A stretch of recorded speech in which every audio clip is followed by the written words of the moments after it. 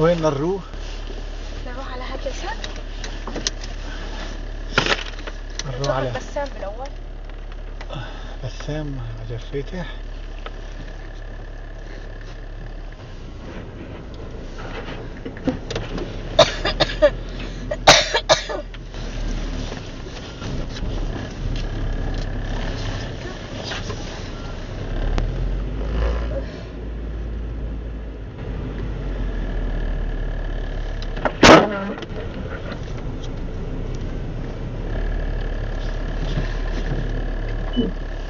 They're over the whole thing and ready to carry on.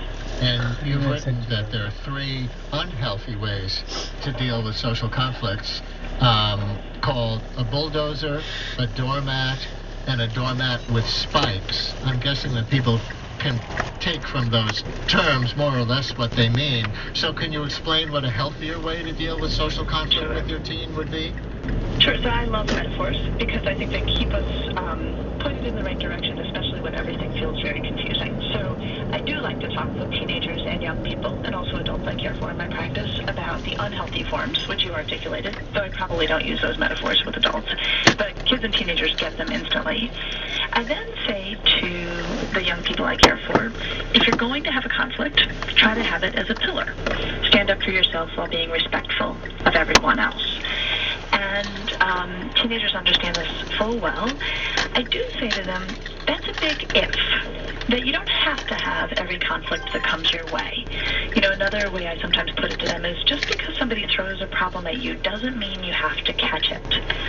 And I've sort of shifted my guidance about this over time because I've come to appreciate that we sometimes urge teenagers into conflicts that are not going to really have much benefit to them, that they either don't care that much about the relationship or they know the other person on the other side of the conflict isn't going to have a healthy conflict back with them.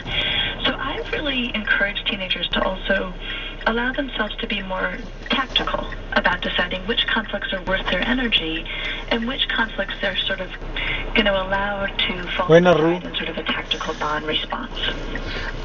You also write about how in your practice, having been trained in this, that you try to be equidistant from teens and their parents. Can you explain what equidistant looks like and why that would work for families, for you know, not to be the agent of the parents who have legitimate concerns?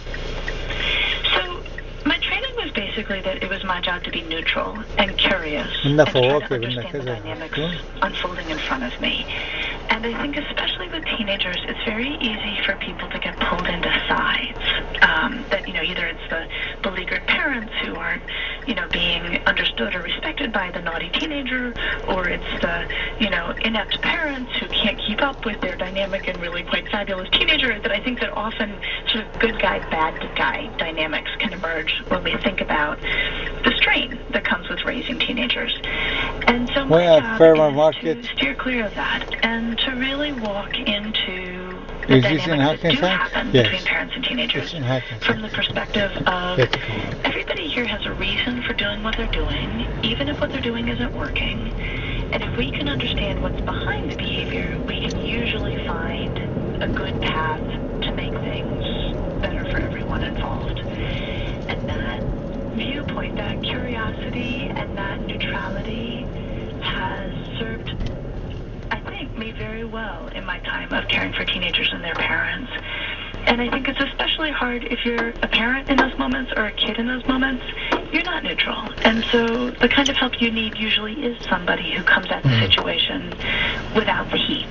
In the last 30 seconds, one of your columns was called Why Teenage Girls Roll Their Eyes. So neurologically, can you explain if the teenage brain of a boy differs from one of a girl?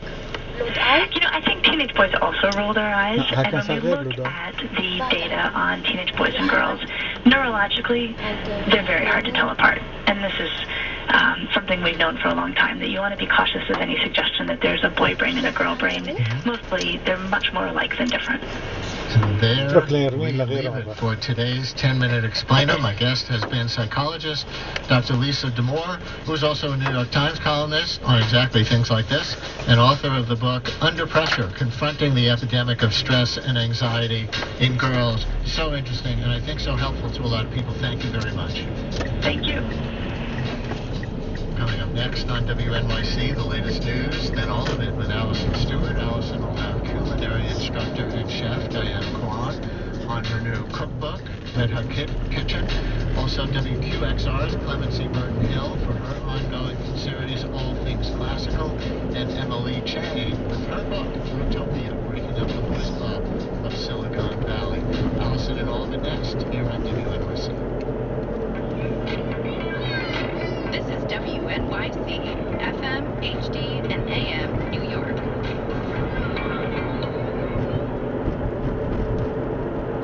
Live from NPR News in Washington, I'm Lakshmi Singh. The fight for the hearts and minds of Venezuelans is in full display in the capital this hour. Opposition leader Juan Guaido, the self-declared interim president of Venezuela, has just returned home at the risk of being arrested by forces loyal to the Nicolás Maduro government.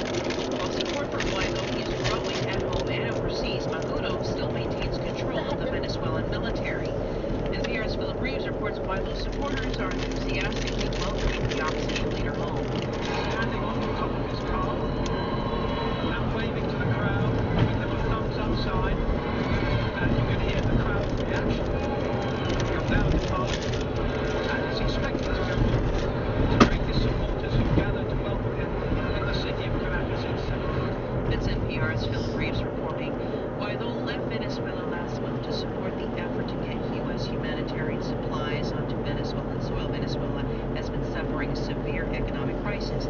Maduro, though, had been blocking entry to USA, calling it Washington's. In Syria, U.S.-backed forces are fighting to retake the last square mile of territory that's controlled by Islamic State fighters.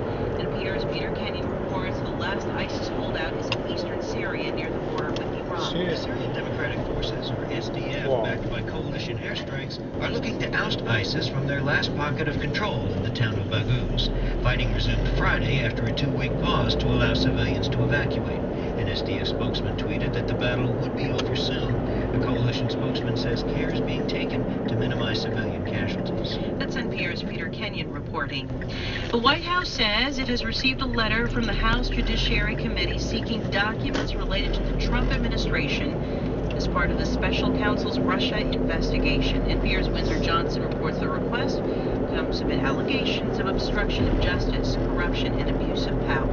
The effort is being led by House Judiciary Chairman Jerry Nadler. He says the panel wants to review documents from more than 60 people in the administration, Donald Trump Jr. and the chief financial officer of the Trump Organization. The request comes nearly a week after President Trump's former longtime personal attorney, Michael Cohen, testified before a House committee. Nadler says Cohen's testimony directly implicated the president in various crimes, both during his presidential campaign and while serving in the White House. In a tweet on Sunday, Trump maintained his innocence.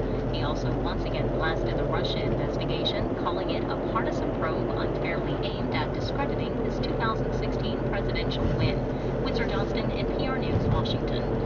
The Dow Jones Industrial Average is down more than 1%, or 270 points, at 25,755. This is NPR.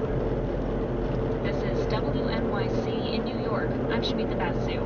Governor Andrew Cuomo and Mayor de Blasio's plan to raise money for the MTA through congestion pricing hinges on the support of state lawmakers.